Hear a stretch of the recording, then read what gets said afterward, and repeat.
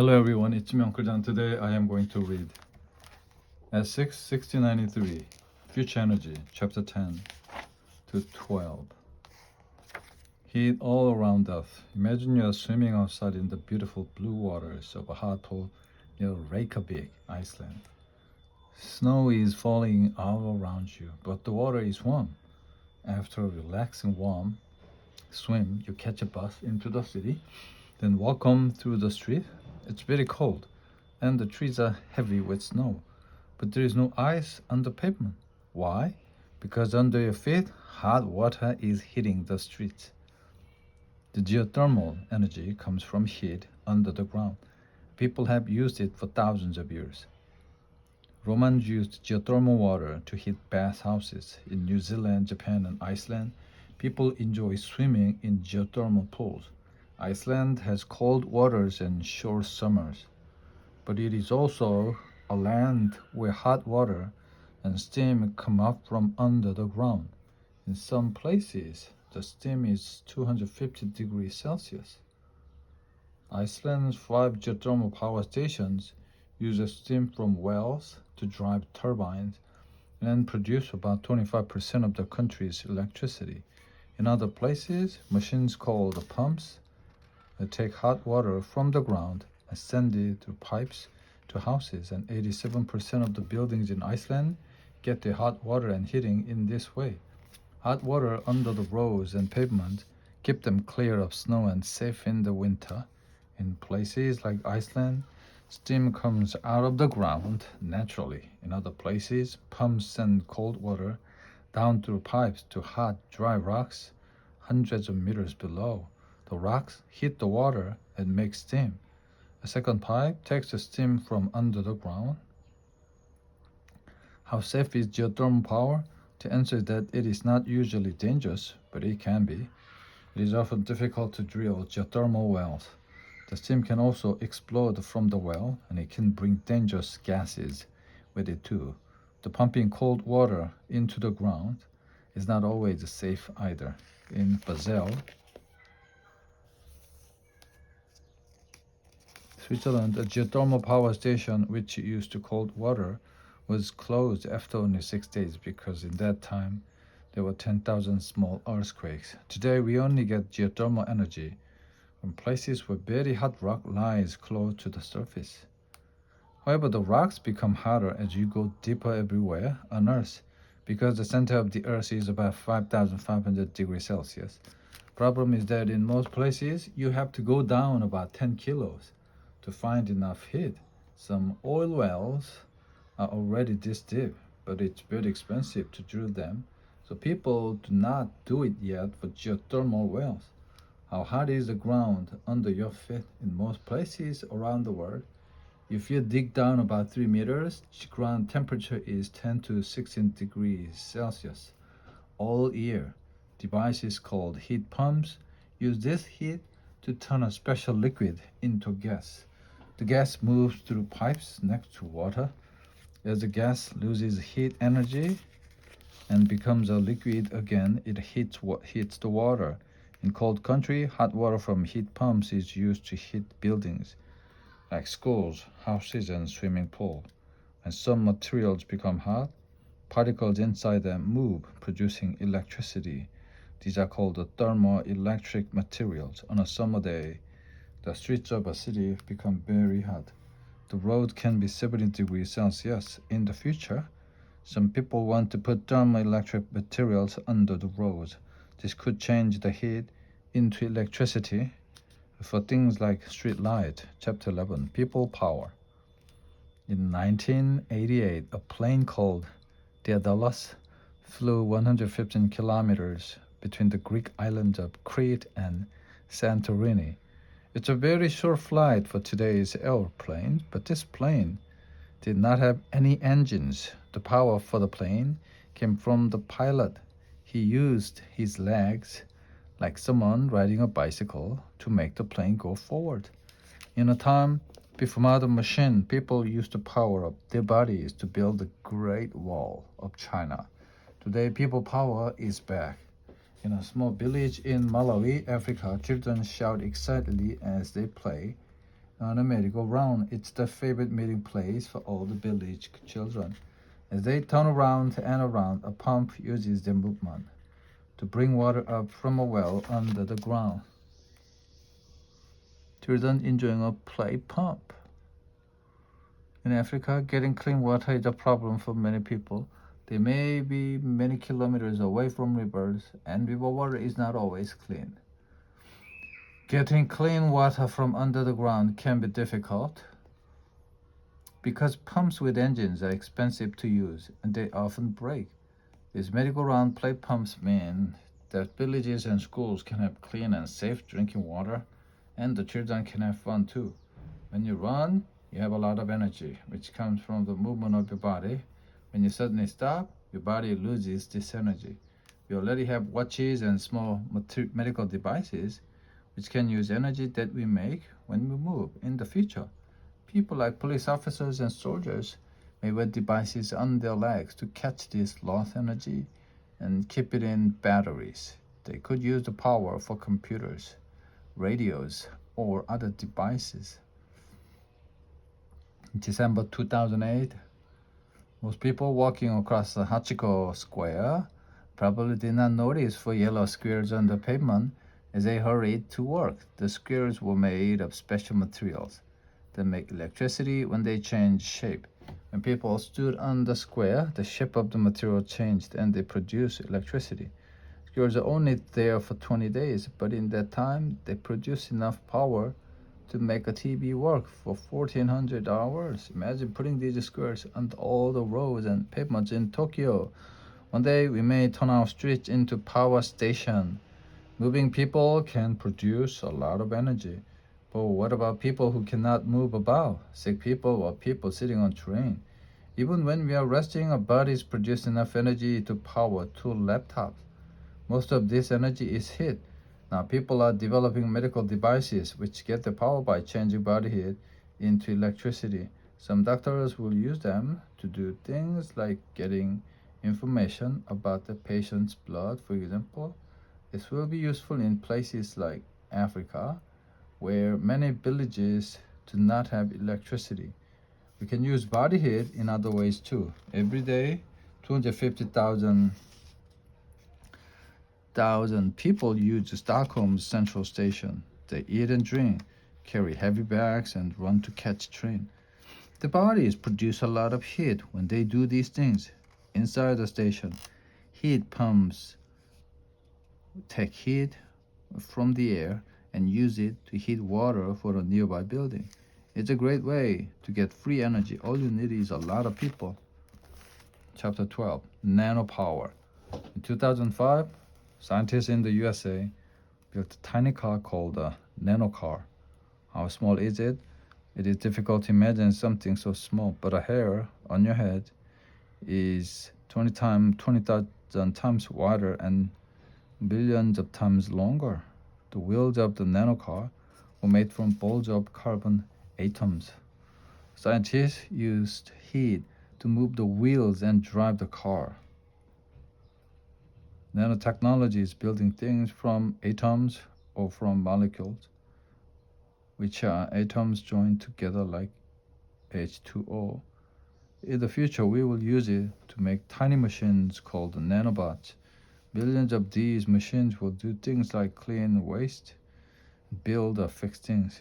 Doctors may use them to help sick people. They could travel through our bodies and fix damage inside us. Tiny generators called nanogenerators will produce power. They will get energy from light or from movement around them. For example, blood moving around your body or sound moving through the air. In the future, we may print nanogenerators onto materials for making clothes. They may power the phones in our pocket, heat our clothes in cold weather, or change the colors of a favorite dress. Scientists have already invented the first nanogenerators, tiny solar cells. Most solar cells only use the light that people can see. Solar cells can also use a different kind of light called the infrared light. hot things produced this light all the time. Even in the dark, we already use nano solar cells for making thin solar panel, but they are still very new. One day we may add them to liquids which we can put onto the outside of houses and cars that will use the electricity that the nano solar cells produce.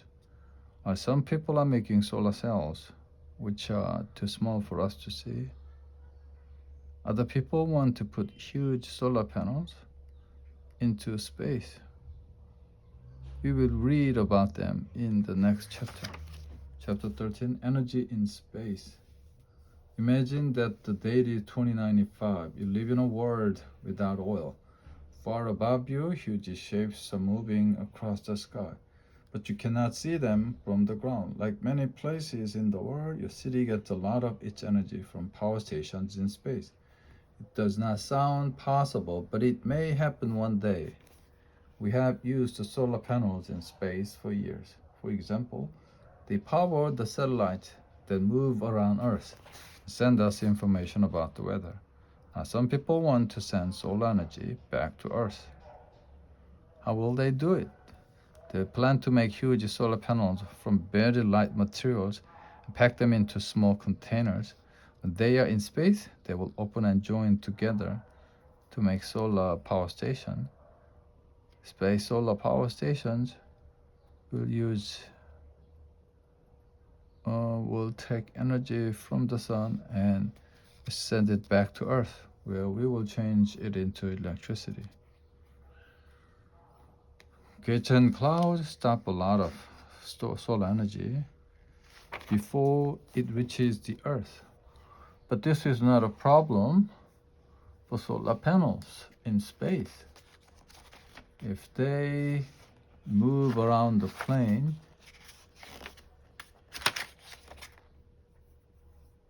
they can stay where the sun is and work 24 hours a day. Company in California plans to put the first panels into space in 2016. They will produce enough electricity for 250,000 homes. When we send spacecraft to other planets, we often have to find unusual ways to power them.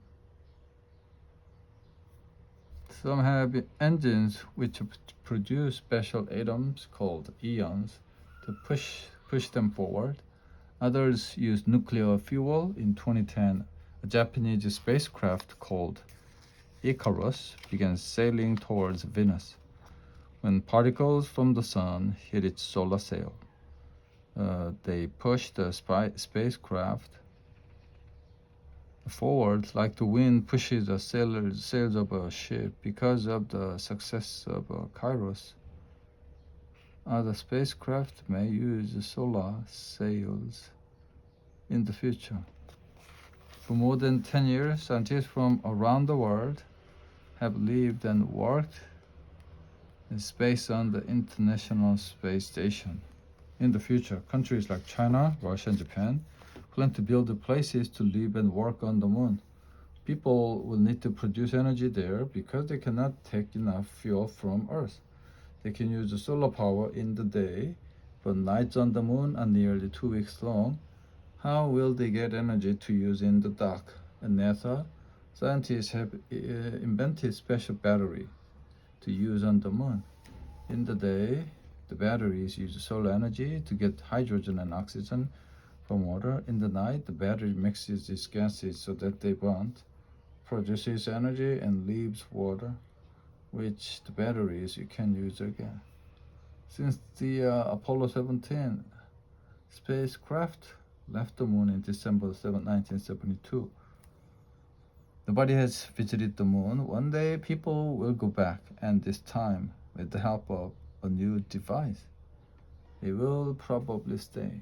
Chapter 14, Going Local. We do not realize it, but we use space technology all the time. When we watch TV,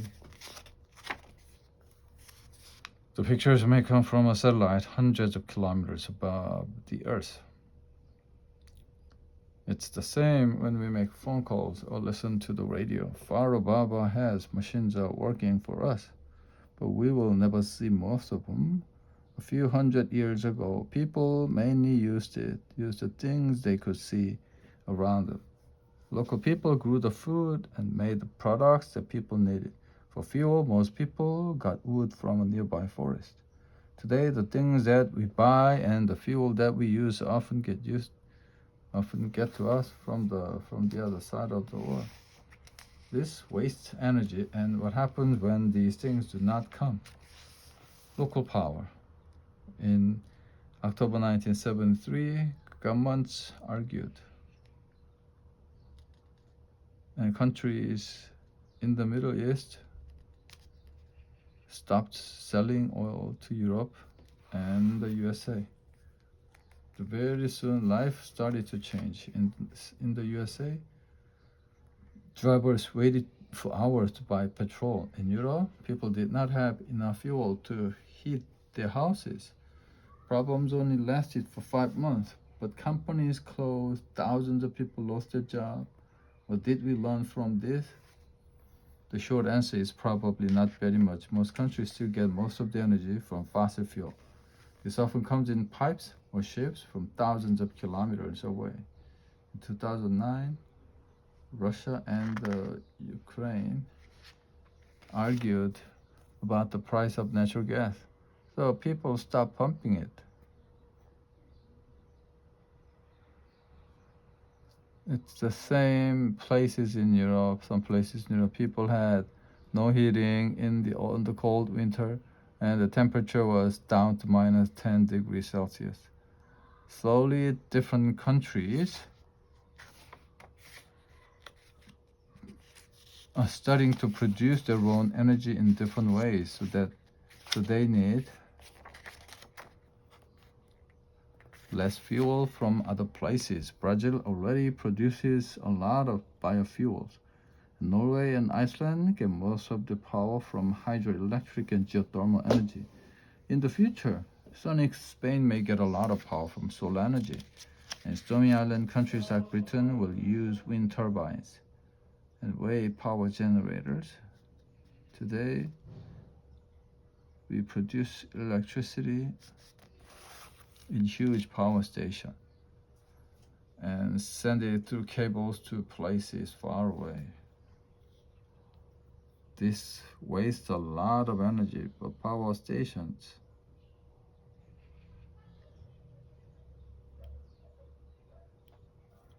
And more energy is lost when the electricity travels through the power cable. Surprisingly, about 66% of the energy from burning fossil fuels in power station never reaches our home. Sometimes a group of power stations stop working or big power cables burn. When this happens, the lights of big cities may go out. Trains stop running and people sleep in their offices because they can't go home.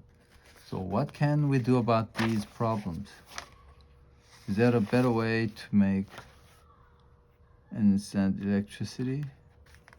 We may not find an answer to all these problems, but producing more fuel locally would help.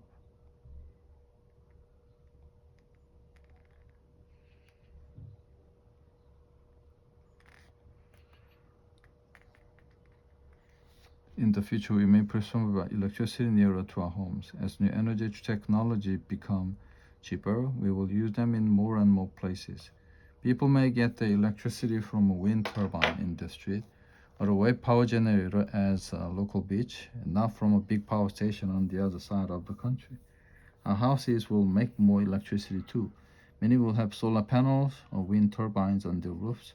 We may also put tiny turbines in kitchen and bathroom.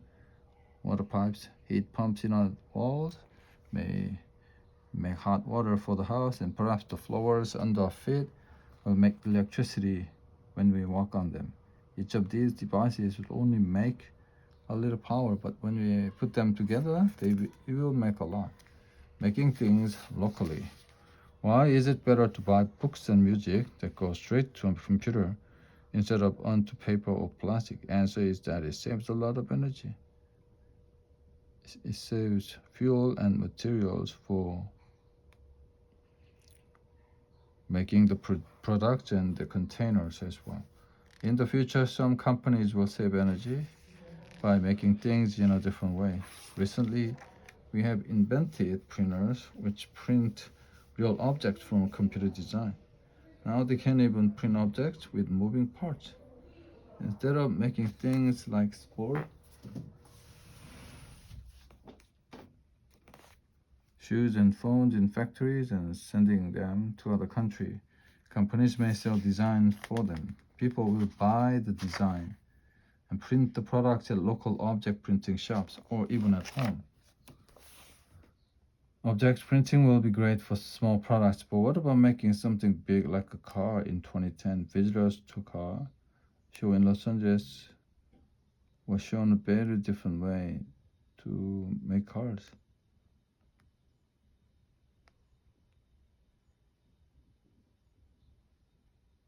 They were extraordinary designs for cars made from actual light, and the most surprising idea was the Maybach DRS, a future car which will make itself from living materials. It'll grow like a plant. If we can invent living material that will get energy from the sun in order to grow, scientists will develop special ways to tell these materials to go into the parts of a car. Something else. Slowly the parts will appear like fruit growing on a tree. Instead of sending heavy metal car parts in ships, companies will buy and sell the information that they need to grow the different parts. When we throw away living materials, bacteria in the ground will break them down into pieces. We will not produce any rubbish or pollution. In the future, people may want to grow many different products like chairs and houses. Living materials are still just an idea. We have not made them yet. But one day, our factories may turn into farms. Imagine a world where products change when we want them to. It sounds like something from a Hollywood film, but a lot of people are studying this idea in universities around the world. They think that one day millions of nanobots will join together and make themselves into objects at home. Each nanobot will be too small for our eyes to see. Objects will change when we want them to. Computers will tell the nanobots to move and become a different shape. If this happens one day, we will not need to throw anything away. If there is an object that we do not need, we will make it into something else. Imagine a desk which becomes a chair when you do not need to work, or a coat which gets longer when it rains. It sounds impossible, but some scientists believe that it will happen in 50 to 100 years. Chapter 15. Where next? Today, about 7 billion people live on Earth. In 2050, the population will be more than 9 billion. This means millions more cars, TV, fridge, and computers. Where will we get the energy for all these things?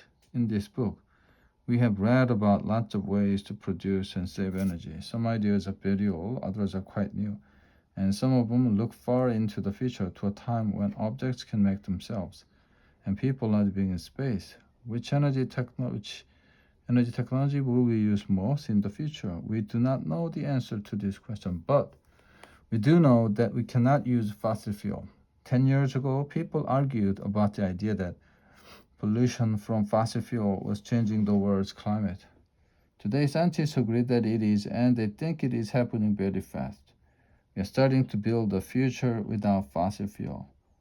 Turbines are appearing in rivers and on hills around the world, and people are starting to use new fuels. Every year, scientists are inventing new ways to make electricity from the things around us. We know a lot of ways to save energy, and some of us can even try to produce it ourselves. The best question is, can we change in time before we destroy a lot of the natural world? And the answer, we'll have to wait and see. The end.